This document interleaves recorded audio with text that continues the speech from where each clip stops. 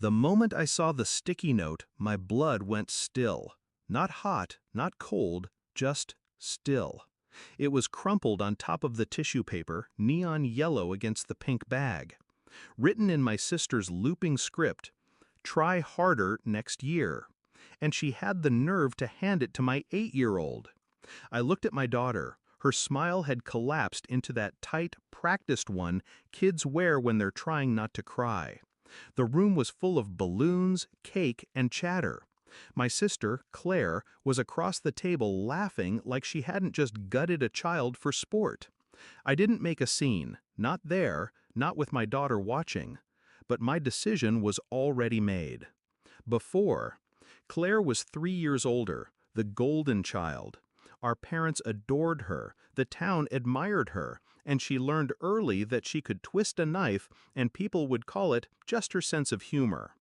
I'd spent my life absorbing her little cuts, the backhanded compliments, the stolen friends, the way she'd take something of mine, ideas, clothes, credit, and wear it like it was hers from the start. I forgave, I looked away, but she hadn't touched my daughter before, until now. The pattern. This wasn't an accident. Claire never did cruelty by mistake. Last year's Christmas, she forgot my daughter's gift. The year before that, she told her she wasn't built for sports when she quit soccer. Each time I smoothed it over, told myself Claire was just tactless. But this was deliberate. She'd made the bag smaller, cheaper candy, a keychain from a gas station. And then the note. Her way of telling me my child didn't measure up to the rest of the family. The shift. I didn't sleep that night. Instead, I sat at the kitchen table, staring at that sticky note. If I confronted her, she'd deny it, twist it into a joke, make me look oversensitive. I knew the cycle. I'd lived it. So I wouldn't confront her. I'd dismantle her, piece by piece, publicly, in a way she couldn't spin. The plan. Claire's reputation was her armor. She hosted charity brunches, posted inspirational quotes, and curated her image like a brand. Everyone thought she was generous, accomplished, a pillar of the community. So I decided to show them who she really was.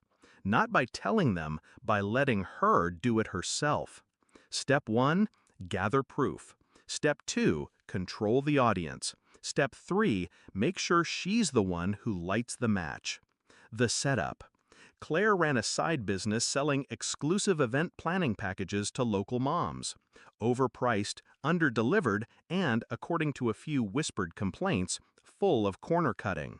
I started collecting those whispers, receipts, screenshots, photos. Then I called her. Said I was organizing a surprise appreciation dinner in her honor. Told her I wanted to invite all her biggest supporters and show them the amazing work she does. She ate it up, offered to host it at her house.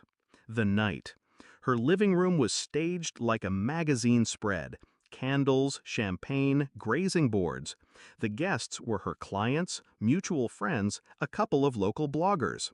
Claire was in her element, beaming, handing out gift bags with her logo. When everyone was settled, I stood. I thought it'd be nice, I said, if we all shared our favorite memories of Claire's work.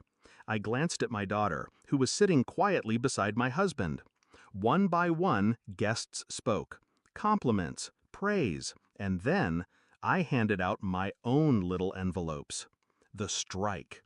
Inside each envelope was a printout, screenshots of client complaints, invoices for services never delivered, side-by-side photos of Pinterest decor Claire claimed as her own. No accusations from me, just her own actions documented. At first, the room was confused, then silent, then questions. Claire's smile stiffened. She tried to laugh it off, said it was competitor sabotage.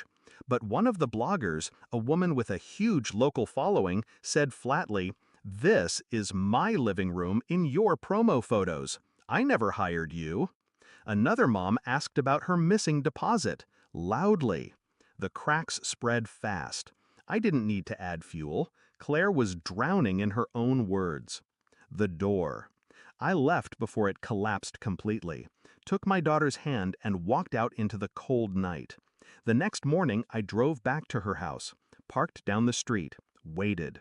When I saw her moving around inside, I rang the bell. She opened the door, red-eyed, hair messy, and that's when she screamed, high, furious, incoherent. Because behind me, on her perfectly manicured lawn, were dozens of her gift bags, all of them returned by the guests overnight. Each one stuffed with the same sticky note: try harder next year. Aftermath. Within a week, her business page was gone. Sponsors pulled out. The charity board graciously accepted her resignation. Family tried to mediate, said I'd gone too far. I didn't respond. Because I hadn't just defended my daughter, I'd ended the pattern. People.